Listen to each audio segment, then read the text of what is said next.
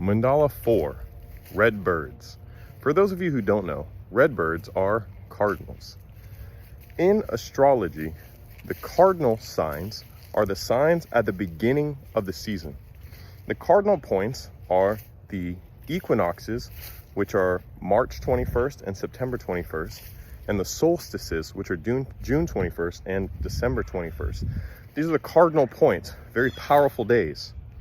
The church takes much of its language directly from astrology, because astrology is before the church. So you have cardinals that are very powerful in astrology, and then the cardinals elect the Pope. You have deacons, or sections of 10 degrees, so 3 deacons within each sign. You have deacons in the church. You have the monastery, the moon and starry, the pastor or the pa star, the father star. Regardless, you have red birds.